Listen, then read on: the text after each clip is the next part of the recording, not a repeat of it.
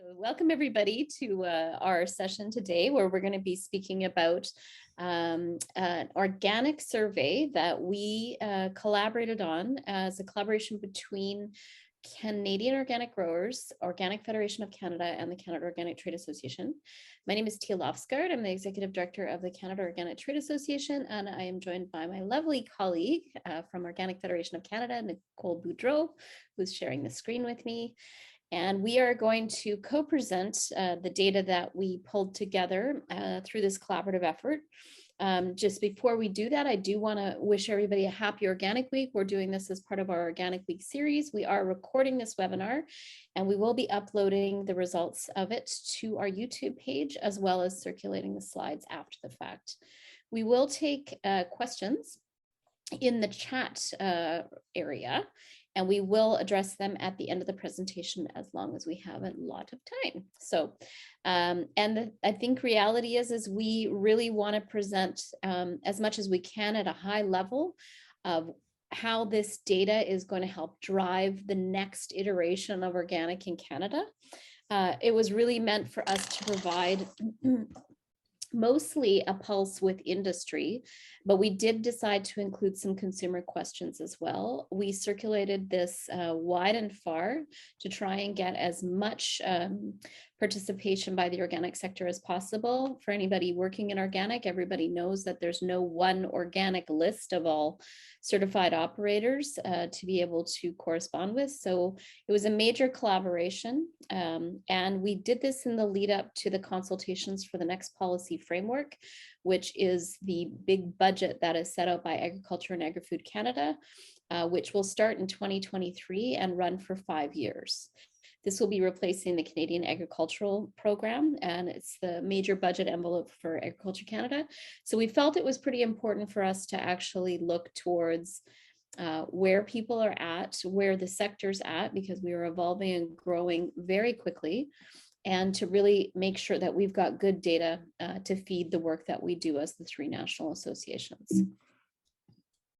So just to highlight that, I've talked about the three national associations, but we also, because Organic Federation of Canada helps with the Organic Science Cluster as the lead industry applicant, we did involve Organic Agriculture Centre of Canada to make sure that they would also be able to get data that they need as they present their proposal for the next Organic Science Cluster.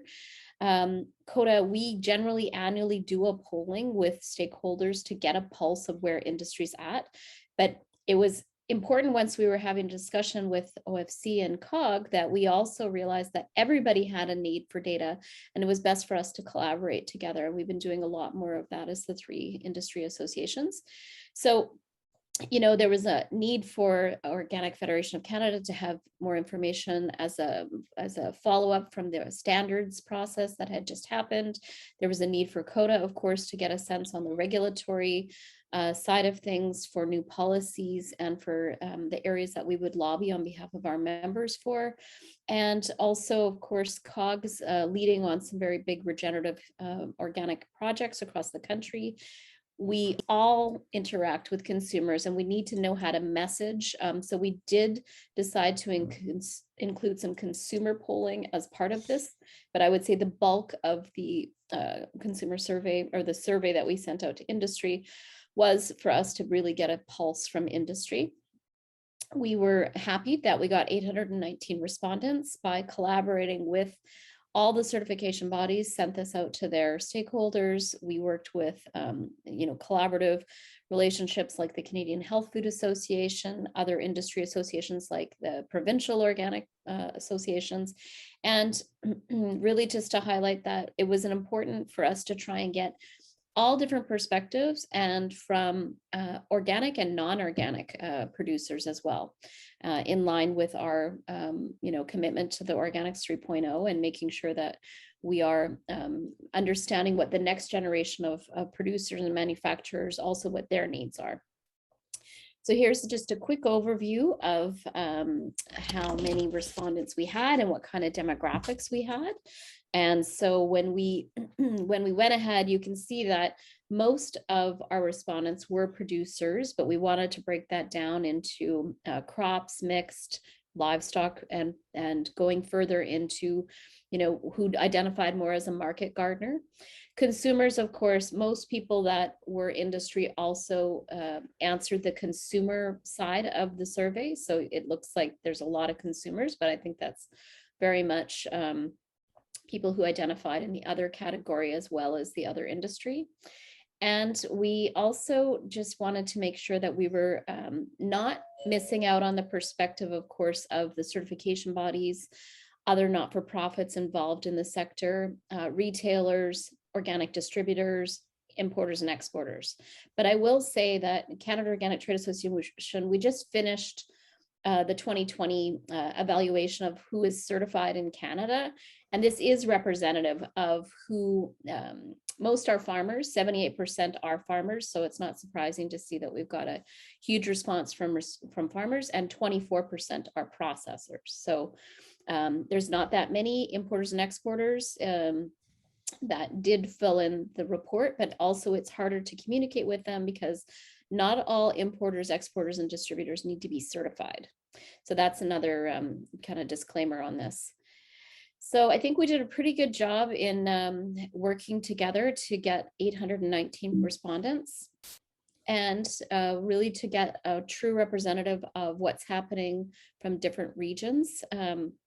The top respondents were from Ontario, followed by British Columbia, followed by Quebec, and then the prairies, essentially, is kind of the way it breaks down. And that pretty much follows, I mean, we kind of expected more of a response from Quebec. It was a fully bilingual survey, but, it's great that we got responses from everybody as much as we could. And I think it was important that we did partner with all the provincial organic associations to get this out to their stakeholders and stress the importance of this survey.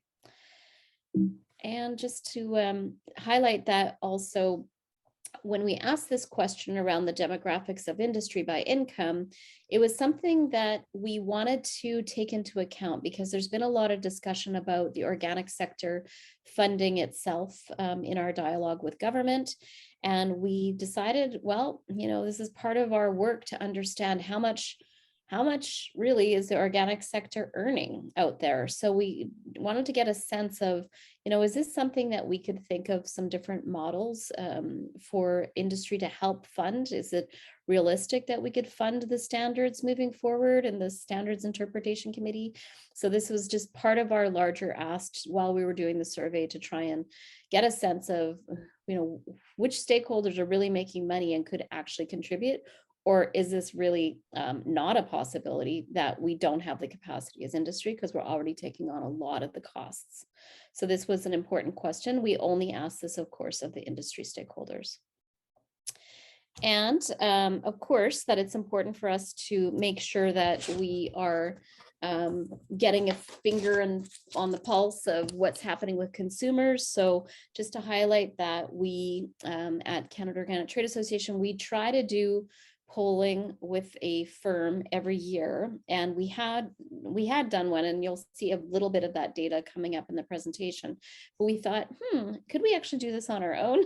So we included similar questions that we are, generally asking year over year, so we can get longitudinal data. But there was definitely some hiccups, I would say, in us attempting to do this by ourselves. It was only 292 consumers that responded.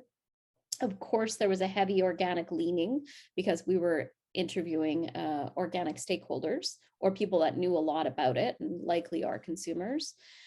So also there was some lessons learned in regards to the way that we set up the questions, because we did not go back and ask for what province are you from and any type of demographic data. So we can't do any cross-comparative data to studies we've done before. So lessons learned, but some gleanings are that we will continue to do the work with the experts, and COTA plans to do another study in October of this year with Leger's 360 to see the impact of the Organic Week promotions that are currently underway this week, and the media attention that is coming more and more onto organic, as well as measuring organic consumers' perceptions and trends.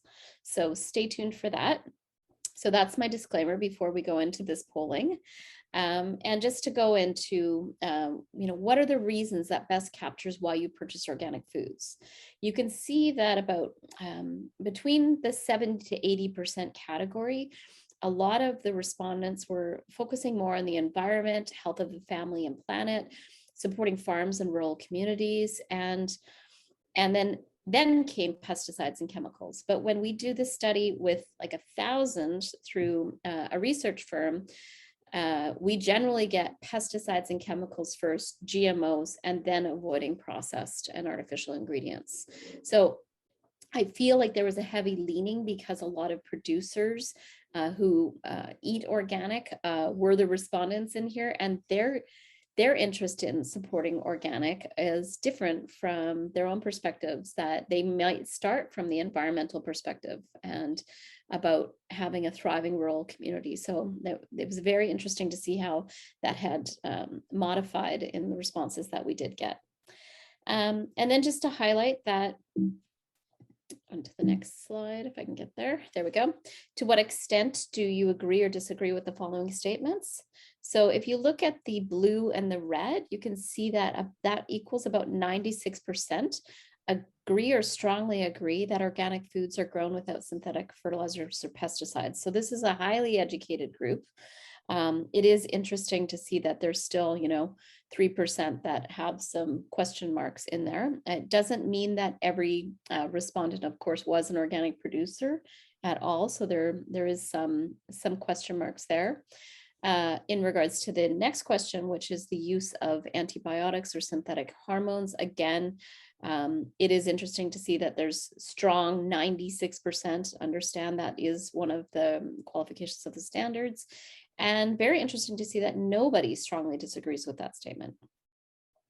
Moving on to the next question around GMOs and genetic engineering, you can see that 96% understand that organic production prohibits the use of it, but there still are some parties out there that, 2% essentially, that somewhat disagree. So there's some convincing still that needs to be done there. And that this question I thought was particularly interesting, which is organic can be is regulated by the federal government and can be trusted. So I think only 80%. And if we have a strong organic stakeholder community that actually responded to this, feels like there's some work that needs to be done by our regulatory authorities and our competent authority to make sure that they're doing their job in regards to that public trust element. So we did have 7% that somewhat disagree and 5% strongly disagree. When it comes to the next question, we've got animals raised in the production of organic foods are treated humanely, and 85% feel somewhat or strongly that they agree, 5% disagree, and 2% strongly disagree. So that's quite interesting, especially with some of the changes that have happened to the standards. That would be an interesting one to review as time moves on with the adoption of the new organic standards.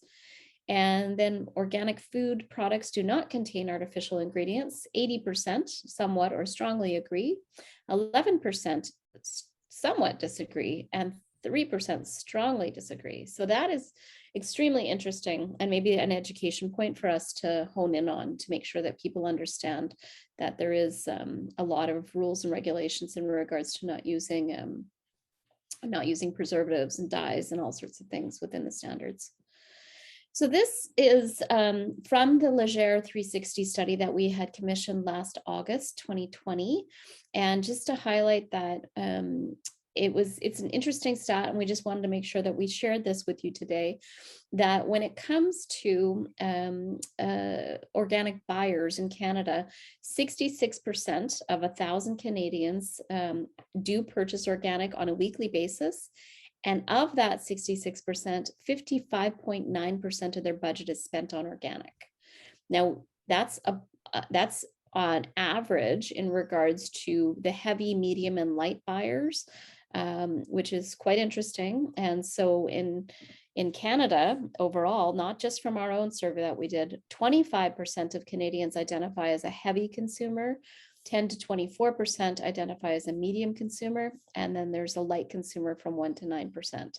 So this is data that we at COTA look at a lot in regards to how are we going to get the light and the mediums to buy more, and what are the reasons that they're not buying more. Generally, it's around availability and price. And so these are, things that the industry can take forward. And particularly for the non-organic consumers, is there any way that they're budging, or should we just not bother focusing on them at all and just deepen our commitment and our marketing efforts with those that are already a light to medium buyer? So those are some of the thoughts that we have. We also, COTA did a separate grocery evaluation survey back in May 2020, and we thought, let's do another dip in and see what people are feeling after COVID a year later. Our initial study, said that 77% of Canadians are regarding organic as more important than ever because of the pandemic. We did this a year later, and we had to kind of get a sense of how is this impacting purchasing habits then. And 75% of Canadians say that they're buying the same amount of organic, 19% that they're buying more organic, and then 5% are actually buying less. And we do know that there's been quite an impact, of course, on many different demographics in regards to, loss of jobs and the instability of income. So I think that to see that only 5% have declined, but 19% have increased is quite an interesting result. Then we're going back into the industry responses. So all the rest of my speaking before I hand it over to Nicole, we'll speak now back to the industry. So how confident are you as an industry stakeholder about growing consumer demand and the future health and growth of the organic sector? 52% are very confident and 42% are somewhat confident. So that feels pretty good. There's still some that don't feel that confident. And so when we really think about, how it is that we're going to continue to grow this, we shouldn't rest on our laurels. We definitely should continue to look at some of the barriers and the issues that we as the organic sector should continue to address. And so this is where we would ask this next two questions, which is, what do you believe are the greatest challenges for market access and marketing challenges for organic? And with the first question being 61% of respondents saying consumer awareness, like if people knew what the benefits of organic are, then, we feel like that is the biggest challenge. And so I just want to give a little shout out that, of course, the work that we're doing on consumer awareness at COTA is through the Choose Canada Organic social media and web pages. We will have a brand new web page coming out. We just revamped the whole Organic Week page. We've got the 21 Days to Organic campaign where we're getting products into consumers' hands across the country. Of course, we're in the middle of Organic Week. It's a major initiative. It's our 13th year of doing it. And this year we're planning on launching, we're actually setting the framework to launch at next Organic Week, is an organic campus and organic procurement program. So we are taking these answers that you've given us and making sure that we are making motions within the organic industry to address it. Next, of course, the next two answers on the study were downward price pressures and organic pricing at 57 and 55%. So I know that there's been some big price instability in the last year, and we'll wait to see what happens moving forward. But that was a common response. 51% people said consumer trust in the label of organic. Then the next two responses were at 40% have concerns around competing claims that might compete, like non-GMO or regenerative, local or natural. And 39% are concerned about the proliferation of claims that are unregulated. And some good examples that came up in the comments were, say a company gets organic certified for a year or two, they put it into their brand name, they put it into their corporate name. Well, there's not much that can be done about that because it's trademarked as part of their legal name. So those are kind of concerns or threats. 39% indicated that contamination, of course, is a problem for organic. It threatens our public trust. 33% had made a mention of mandatory programs that do not support organic, such as checkoffs or the milk marketing boards, where they're already contributing to these programs, but that it's a focus on milk or eggs or chicken that they're promoting. They're not talking about organic. The next three responses really go into access to markets. So 28% needed more access to wholesalers or distributors. 20% said that they want access to direct consumer markets, such as online or farmer market stalls. 19% talked about that they don't have access to organic products. So I took that to mean the availability of their products in the marketplace. They can't get it to market quick enough. And then the next two statements were around a lack of organic data and organic market data. One was at 19%, one was at 18%. And then 13% have a bit of an issue with access to export markets. And lastly, restrictive commodity quotas for new entrants. So why do you believe, or what do you believe are the greatest supply chain challenges to the growth of organic distribution or importing? And so we saw some trends, and I've grouped some of the comments. And I think this is a real opportunity for us as Canada and Canada Organic, because a lot of this is talking about people don't have access to supply. So whether it's on a domestic level, 33% said they couldn't get domestic raw materials, or 46% they couldn't get a dependable supply. And then the next grouping says we can't find enough private investment or entrepreneur assistance. So I think that that's very interesting, and it's another reason why we need the data, because if you can't write a business plan and you can't show your investors, that you're a profitable business and that you've got a game plan and the trajectory is there for organic, it's quite challenging. The next comment was 30% cannot access co-packers to help them manufacture their products or process them. And then the next section goes into processing, that 27% couldn't access any domestic processed organic ingredients.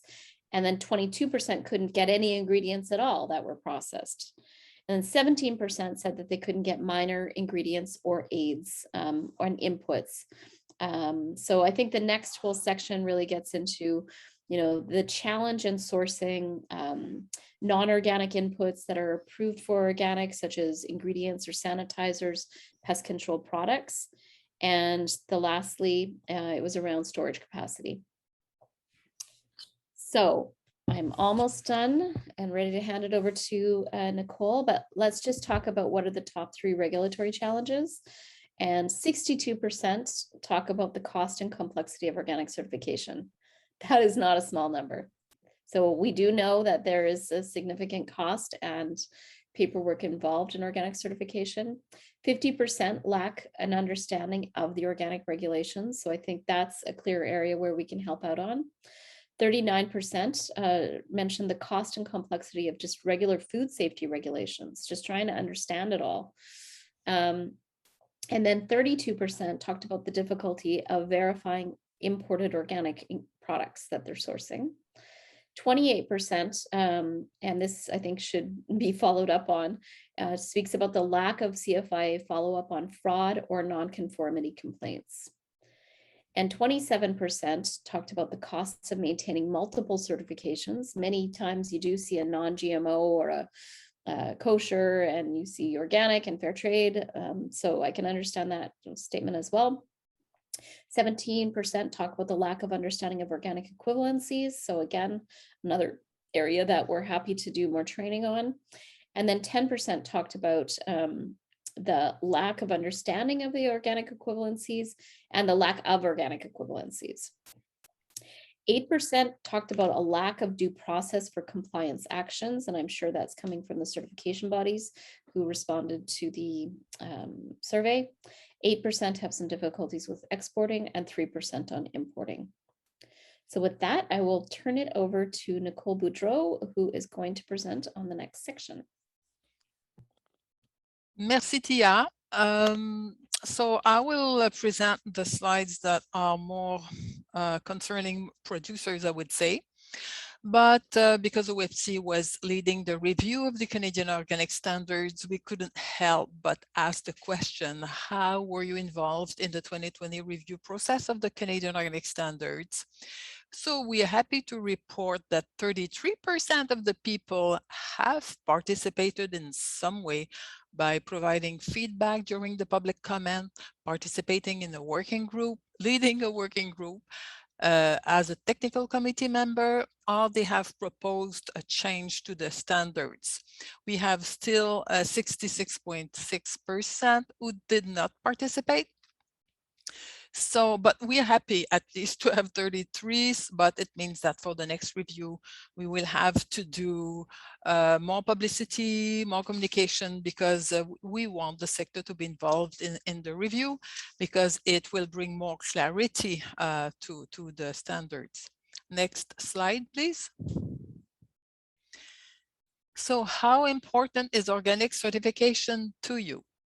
So we have 55% saying it is extremely important, 24% important, 10% somewhat important. So I put this on the positive side of the answer. I would also like to add that there was another question about certification. We were asking if producers would maintain certification in the foreseeable future, and 80% of the respondents said that they would maintain certification, 14% that they would probably maintain certification. So certification is important, and people who are certified want to maintain their certification. So next slide, please. Why is organic certification important to you? So we have good for the planet, principles and core values, health benefits. And I think that is applying organic standards and supporting ecological values. But if we go down to, and also the premium price, but I selected a few comments that show more about the paperwork and the hands-on impact of this, because, for example, many would say that the organic certification was important because it is a marketing strategy. You are certified, so marketing your product is easier. You can sell outside the province because you have to, certification is mandatory when your produce or your product crosses provincial borders, or when it is imported, exported. So it is, it is a market access issue. Many of them have commented that it is a statement against the use of pesticides. So it is interesting to see that certification is not just a paperwork thing, it is also an ecological statement. It is to get the premium. Some comments were about they like inspections because when they are inspected, they feel they are doing right. This is like kind of exam, and they are happy to show that they do good production. Other comments were about the credibility and about the sense of structure it gives to the operation. Next slide, please. Why is organic certification not important to you?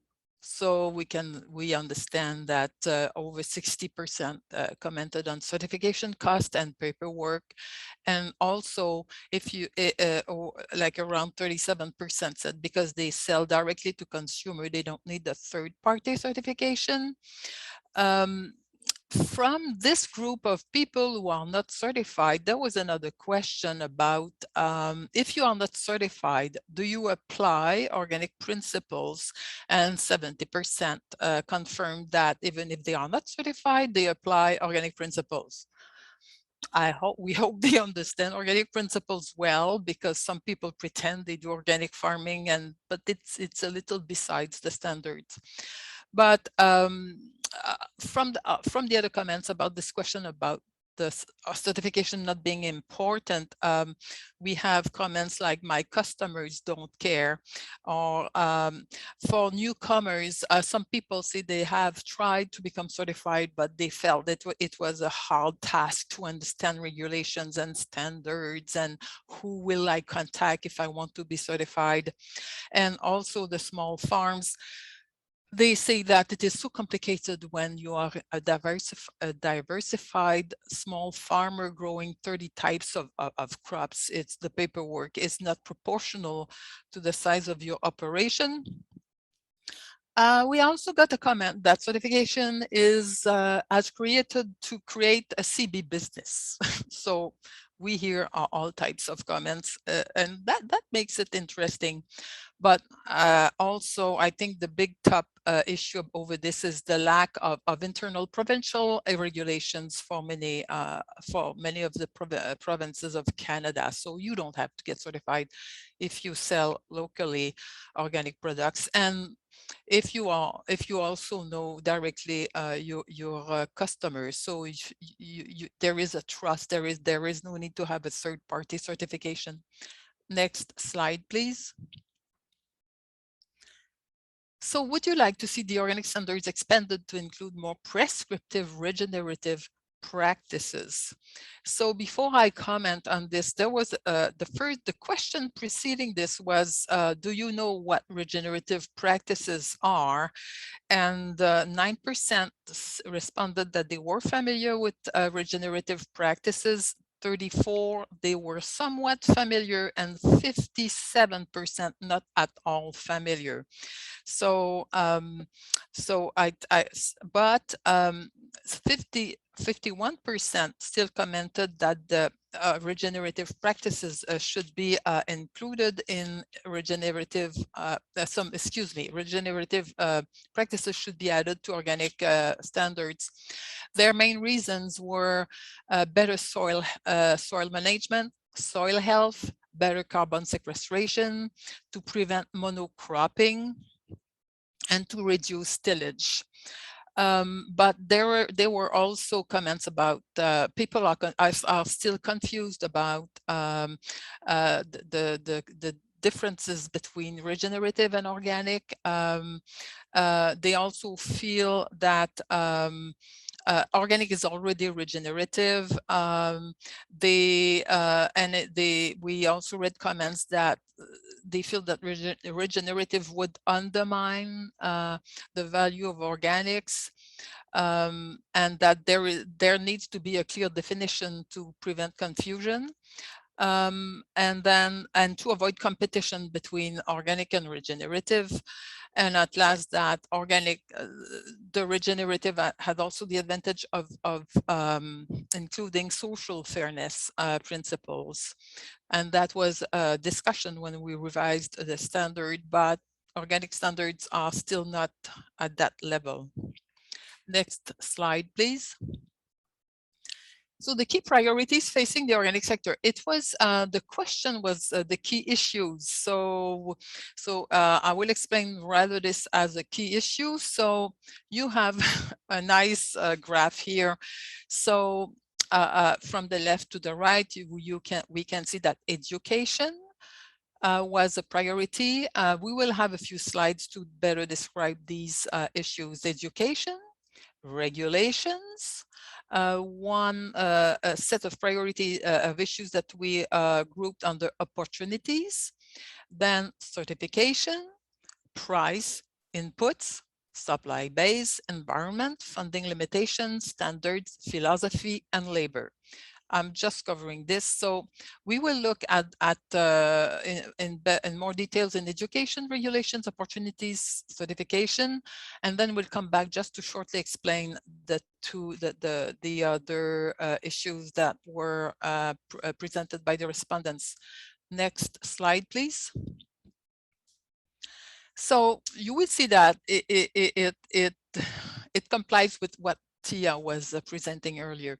So we grouped under education, when we grouped all the comments about issues that the sector is facing, communication to consumers came first. So there is a lack of understanding of what are the benefits of organic.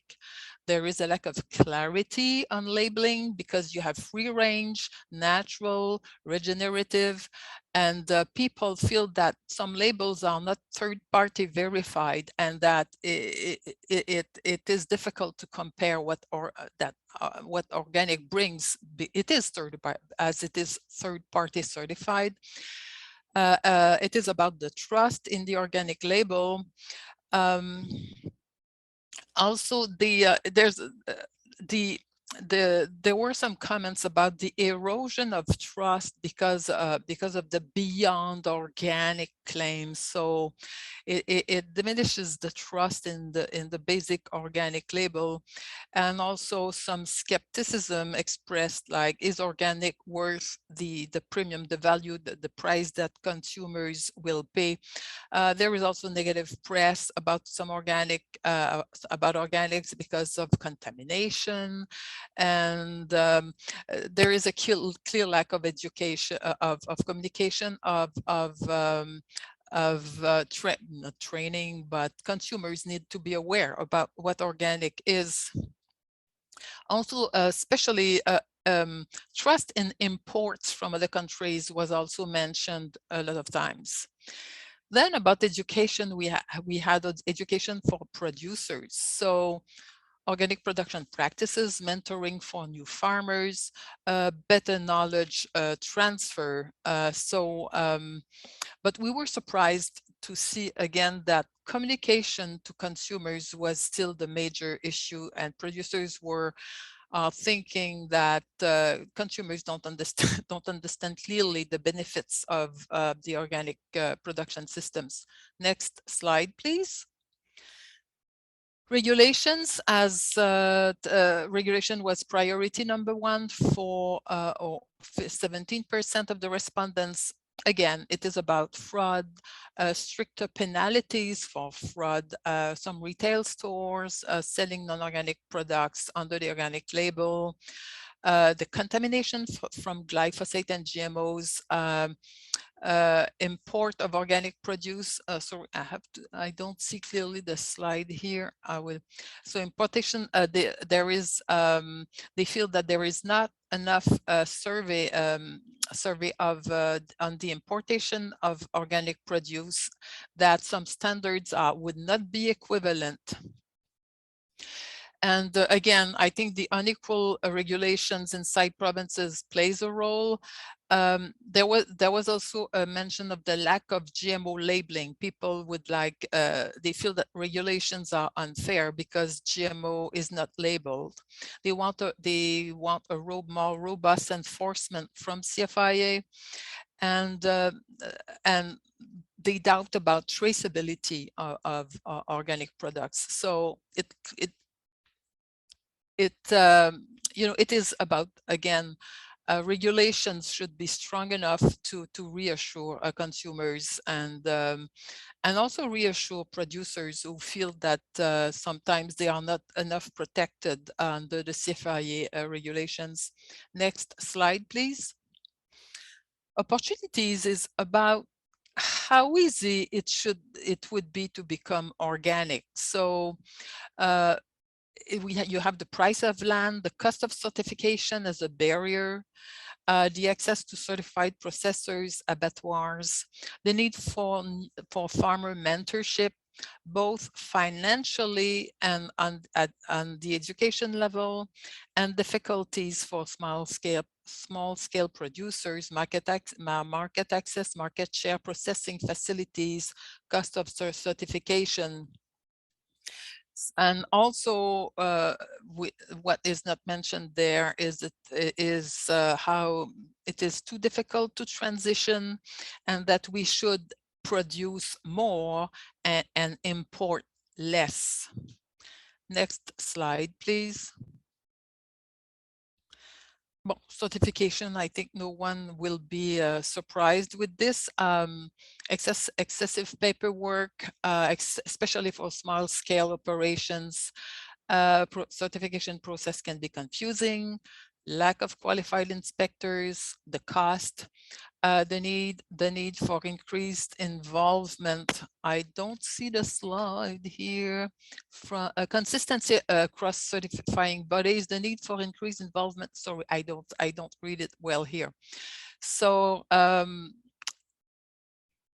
so this is the certification one. So can you go to this next slide, please? I think, okay, please go back up a little, up to the first one, the big graph with all the, okay, sorry, okay. Just to report briefly about the other concerns, you have the price. It includes the price of inputs, the price of products on shelves, and also there are some the market is changing, and the producers feel that sometimes they don't have the premium, the price that they were expecting to cover the crop production.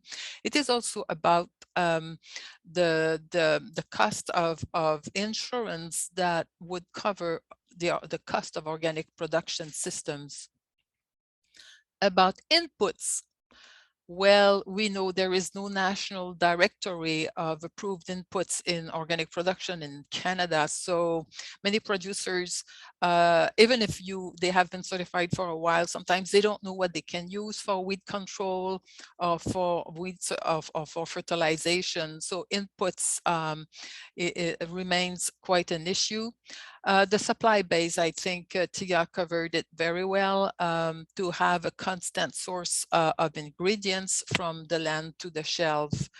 Then the environment, it was about to educate people on how organic production can help mitigate climate change, is sustainable, that it helps preventing erosion of fertile farmland, and there is an ignorance of the impact of pesticides loaded in the environment from so conventional types of production. Funding limitations. It is about the funding limitations for the review of the Canadian Organic Standards, funding limitations for the Standards Interpretation Committee. CFIA and Agriculture Canada are dropping the ball. Also lack of funding for transitioning to organic production. Many jurisdictions are financially supporting transition to organic production, and also cost of certification.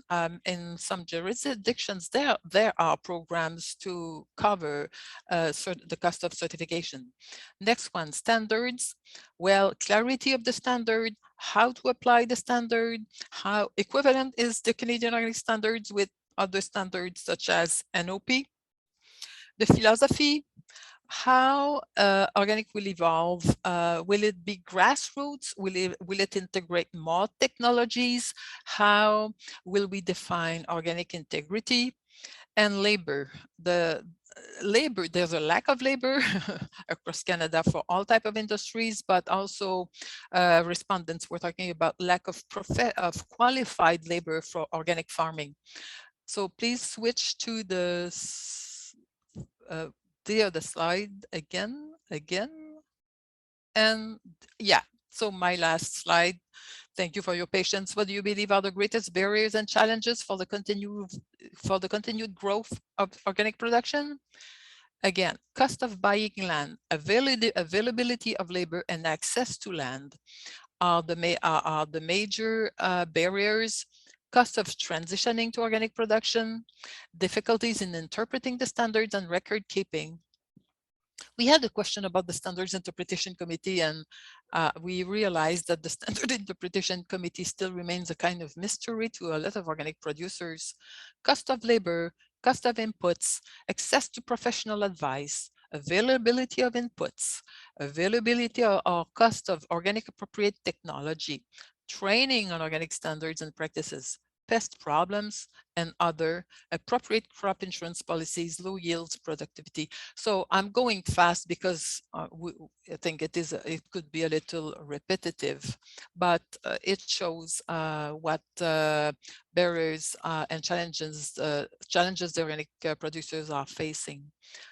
Tia, I think it's back to you. Okay, great. Thanks, Nicole. That was great. Okay, let me make sure I didn't go too far. There we go. Okay, so since we're on a depressing topic, we're going to keep going with the depressing topic, which is, are you concerned that fraud is happening? Or how concerned are you that fraud is happening in the organic industry? And 65%, this is a big number, said very or somewhat. And 37% said very concerned. So this is very interesting for us to really look at, to make sure that, earlier there was the comment that said 28% have concerns around lack of follow-up by Canadian Food Inspection Agency on fraud and complaints. I can tell you that at COTA, there's an Organic Integrity Committee that has written a 5-point plan in regards to how we would like to see major changes happening within the federal government's approach to organic. And we were waiting for the meeting to happen at the end of August, and then the election got called. So we will continue to await that meeting to happen with the competent authority to see if they take our recommendations in regards to cleaning up some of the loopholes that exist in the system that have been identified by industry stakeholders, by certification bodies, etc. And how concerned, or why are you concerned that fraud is happening within the organic industry? And you can see a lot of people think that there's concern around it because of organic imports. And again, I think that we do need to do better education in regards to organic equivalencies so that people can understand what is deemed equivalent, what paperwork is needed in order to deem it equivalent, and what is clear fraud versus not having the right paperwork. I think that's another compartment of this. Greenwashing is another thing that was mentioned at 30%, and then misuse of the label. So whether that's by a retailer or a distributor or somebody who just doesn't really know the rules, or whether they're blatantly stealing the logo online and using it on their products. So I think those are interesting comments for us to take under consideration. Overall, through the whole survey, we tried to quantify what are the overall challenges that the organic industry has identified. Cost of buying land, labor availability has been mentioned, land access. So it might be able to rent land even. Consumer awareness and education has been brought up, organic pricing, domestic organic supply access, organic raw material access, and funding access and entrepreneurial training. So this slide is what's going to help move us forward as an organic industry and really to take these things into the work that OFC, COG, OACC does, and COTA, so that we can look at how to respond and address these issues. So this is where we turn the corner to the positive side and what are some of our policy actions that can be taken. Everybody agrees that we need to increase public education about the benefits of organic. Then we need to look at a decreased subsidization of conventional agriculture and getting our fair share of the agriculture budget that exists.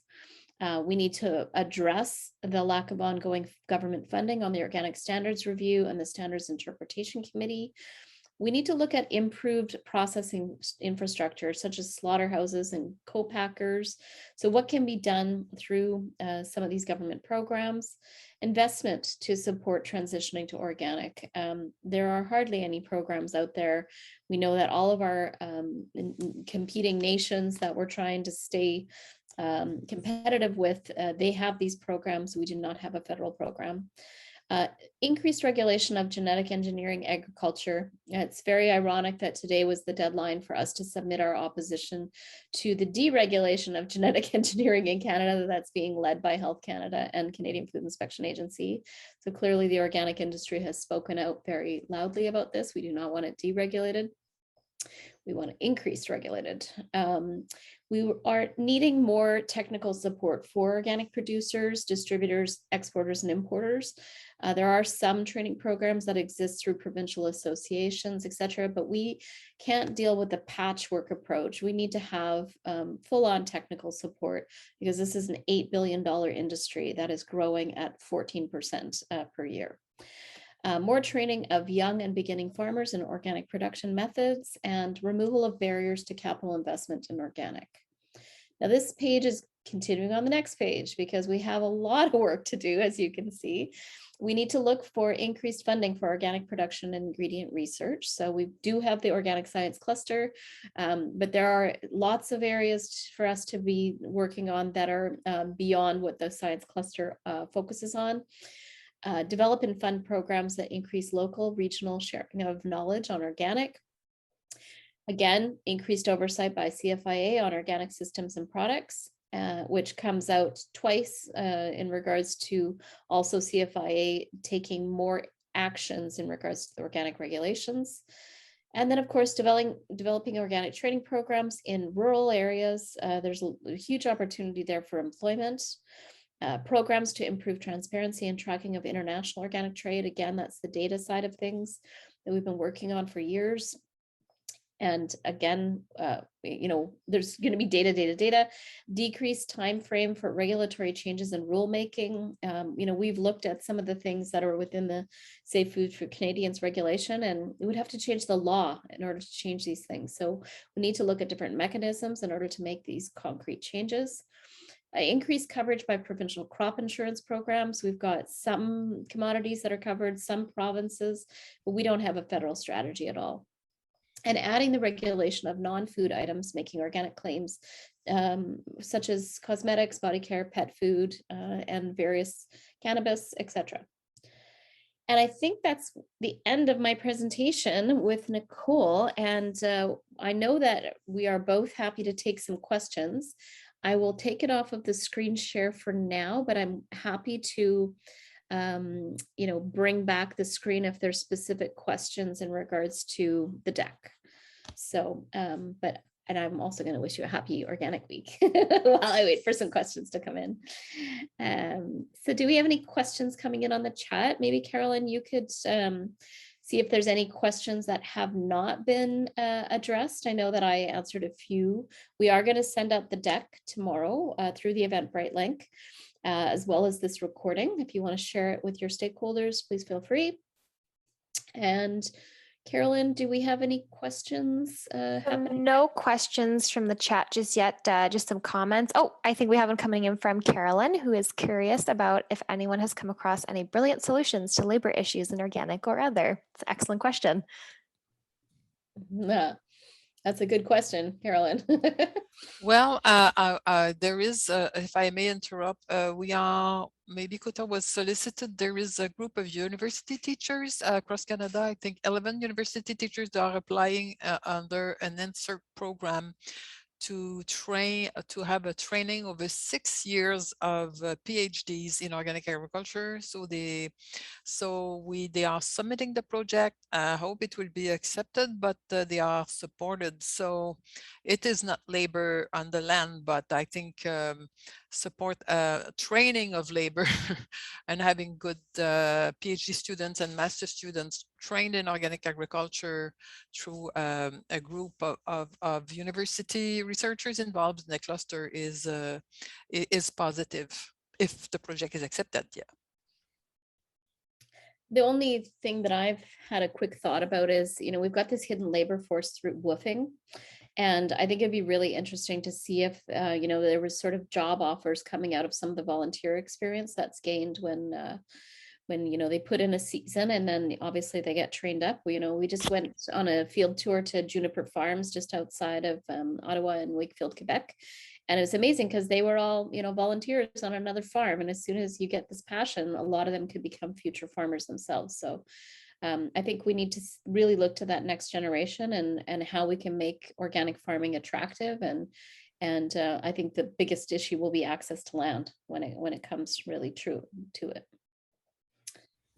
Are there other questions that are coming up from the presentation that anybody would like to ask?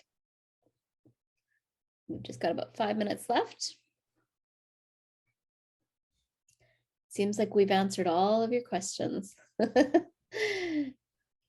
Well, we can leave it there. Of course, Nicole can be found, of course, on by email. If there's any questions, I also can be contacted. Oh, we do have a question from Tomas Nemo. How many government staff were on today's webinar? There were 4 that registered, Tomas.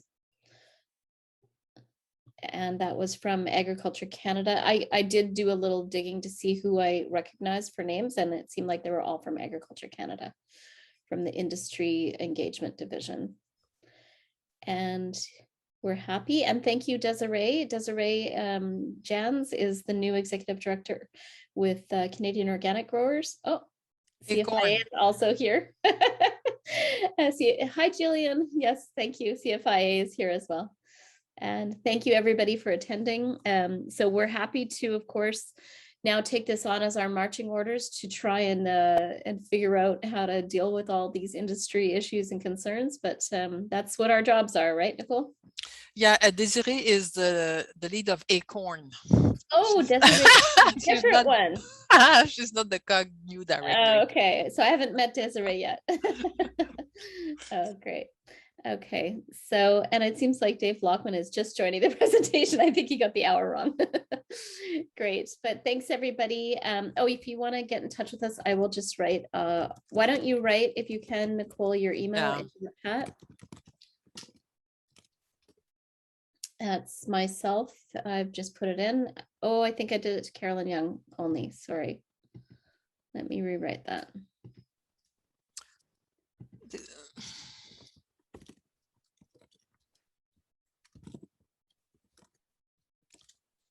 There we go. There, so you've got our contact details, and stay tuned. We will be in touch tomorrow with a copy of the presentation. Thanks everybody. Thanks Nicole for a great presentation, and happy Organic Week, everybody.